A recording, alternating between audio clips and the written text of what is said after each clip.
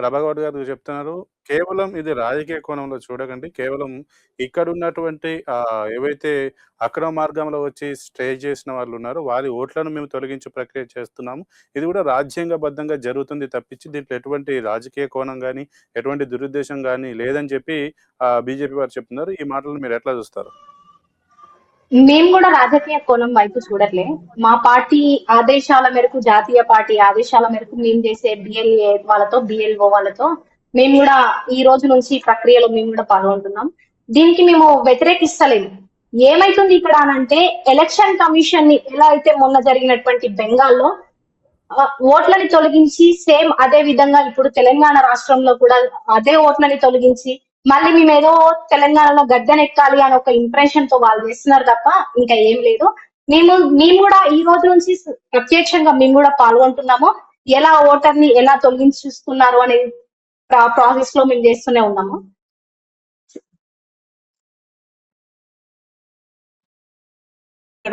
అక్కడ border fencing లేక చాలా మంది వలసలు లోపలికి రావడం జరిగింది.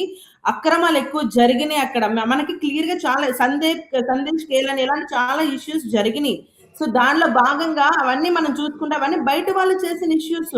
సో అక్కడ జరిగింది వేరు.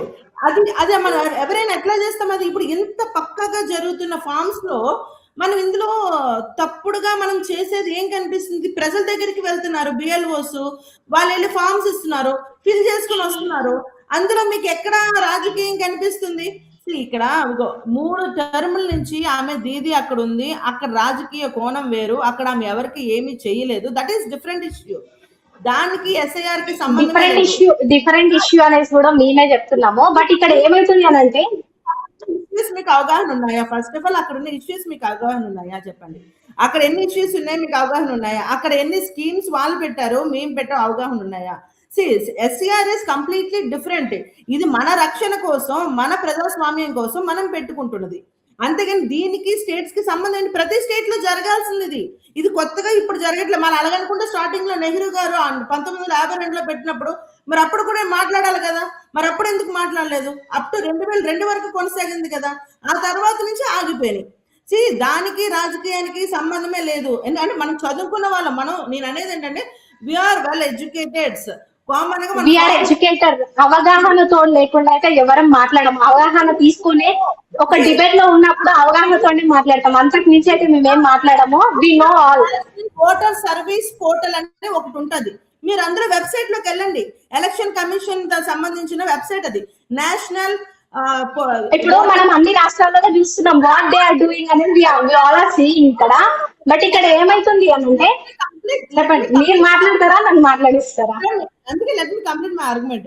ఇక్కడ ఎలక్షన్ కమిషన్ ఆఫ్ ఇండియాలో క్లియర్ గా ఒక పోర్టల్ ఉంది మనకి, నేషనల్ ఓటర్ సర్వీస్ పోర్టల్ అనేది ఉంది. మీరు అందులో వెళ్ళి వెబ్సైట్ లోకి వెళ్ళినా మీరు టైప్ చేసుకుంటే మీకు కావాల్సిన ఫామ్స్ మీరు ఇంట్లోనే మీరు ఫిల్ చేసుకొని అన్ని అప్లై చేసుకోండి. అప్పుడు మీరు అనుకునేది ఏం జరగదు కదా. మీకున్న అపోహలు కూడా ఏమైనా ఉంటే మీకు క్లియర్ అవుతాయి. అంతేగాని ఇది పర్సనల్ గా మోడీ గారు వచ్చి పెట్టింది కాదు, ఎవరు పెట్టింది కాదు. ఇది ఆల్రెడీ ఉన్నది, మనం నడిపించుకొని వెళ్తున్నాం. అది కూడా మన దేశం కోసం, మన ప్రజాస్వామ్యం కోసం, మనకి రక్షణ కోసం మనం చేసుకుని అందరం యూనిటీగా వెళ్ళాలని ఆలోచనలో వెళ్తాం. కానీ అందరం యూనిటీతో వెళ్తున్నాం. ఒక ప్రతిపక్ష పార్టీగా మేము చేసేది మేము కూడా చేస్తున్నాం. ఏదో మీరే చేస్తున్నారు, ఇది మీరు చేసిన ఆ వర్షంలో నేను చెప్పట్లేదు.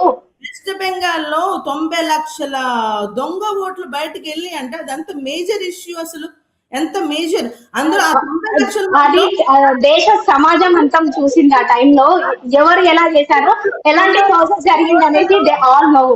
నాకు అర్థమవుతుందండి, మీకు నాలెడ్జ్ లేదు, దయచేసి తెలుసుకోండి. 90 లక్షల ఓట్లు మనకి అక్కడ పోయినందుకు అందులో ఎంతో మంది టెర్రరిస్టులు ఉన్నారు.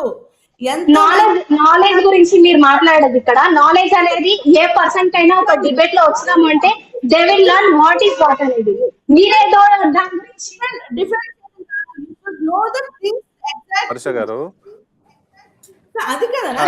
ఎక్స్క్యూజ్ మీ, ఇక్కడ మేము డిబేట్ కి వచ్చినాము అని అంటే మనకు కొంతైనా అవగాహనతో ఒక ఎక్స్పెక్టేషన్స్ తోట వస్తాం. అంత అవగాహన లేని డిబేట్ కి రాలేము. అర్థమైందా? ఏదో మాట్లాడడం కాదు, మనం మాట్లాడేటప్పుడు మనం సబ్జెక్ట్ ఏం మాట్లాడుతున్నాం దాని మీద ప్రాపర్ గా అవగాహన ఉంటేనే మనం మాట్లాడాలి. దానిని తప్పుడు కోణంగా క్రియేట్ చేసి మనం మాట్లాడకూడదు అనేది ఈజ్ మై పాయింట్ హియర్. తప్పుడు కోణంలో చూడడం మేము అసలు చూడము, అది చెయ్యం కూడా. అవగాహనతో ఒక డిబేట్ కి ముఖ్యంగా అవగాహన ఏంటిదో తెలుసుకొని వస్తాం. అంత పిచ్చి పిచ్చి ఒక డిబేట్ కి వచ్చి కూర్చొని మాట్లాడడం అది కరెక్ట్ కాదు. అర్థమైంది అర్థం. సో ఇక్కడ మేమనేది అంటే ఒక జాతీయ రైట్. పార్టీగా ఒక్క నిమిషం ఒక్క నిమిషం ప్రభాగౌడ్ గారు, వర్ష గారు, నేను ఒక క్వశ్చన్ అడగాలనుకుంటున్నాను. ఏదైతే వెస్ట్ బెంగాల్లో 90 లక్షల ఓట్లు తీసేశారు ఈ ఎస్ఐఆర్ ప్రక్రియలో, అలాగే ఇప్పుడు మన తెలంగాణలో కూడా 88 లక్షల అనుమానాస్పద ఓట్లను అయితే గుర్తించారు. ముఖ్యంగా ఇక్కడ కూడా చాలా వరకు ఓల్డ్ సిటీలో మనం గమనిస్తే మాత్రం ఒకే ఇంటి పైన హిందువుల ఇళ్ల పేర్ల మీద, కొంతమంది ఇండ్ల పేర్ల మీద, కొంతమంది ముస్లింల ఓట్లు కూడా ఉన్నాయి. అలాగే కొన్ని చోట్ల ఈ రోహింగ్యా కాలనీలు, బంగ్లా కాలనీలను కూడా కొన్ని చోట్ల ఇటు మనకు ఓల్డ్ సిటీ సైడ్ వెళ్తే, ఇటు ఔటర్ రింగ్ రోడ్ సైడ్ వెళ్తే కాలనీలు కూడా ఉన్నాయి. వాటన్నిటిని కూడా ఇప్పటివరకు గుర్తించడం లేనటువంటి ప్రక్రియ. కానీ కాంగ్రెస్ మాత్రం చెప్తుంది ఎంతసేపు ఈ ఎస్ఐఆర్ ప్రక్రియలో కావాలని చెప్పి మాకు అనుకూలంగా ఉన్నటువంటి ఓట్లను ఈ బీజేపీ ఎలక్షన్ కమిషన్ తోటి కలిసి కుమ్మక్కై తీసివేసే ప్రయత్నం చేస్తుంది అని చెప్పి కాంగ్రెస్ అయితే ఆరోపిస్తుంది. నిన్న కూడా మీరు ఆ ర్యాలీ కూడా చేశారు ఈ అంశానికి సంబంధించి. దీన్ని ఎట్లా మీరు సరి చేసుకుంటారు, ఎట్లా సపోర్ట్ చేసుకుంటారు? ఇప్పుడు మీరు అన్నట్టు ఓకే, మీరు అన్నట్టు ఇక్కడ కాంగ్రెస్ పార్టీ ఇట్లా అంటుందని మాట్లాడుతున్నారు. మేమనేది ఏంటిదంటే అక్కడ డబల్ ఓట్స్ ఏమున్నాయి అన్ని సమగ్రంగా చూసిన తర్వాతనే డిలీట్ చేయాలని మేము చెప్తున్నాము. కంటిన్యూ చేయండి.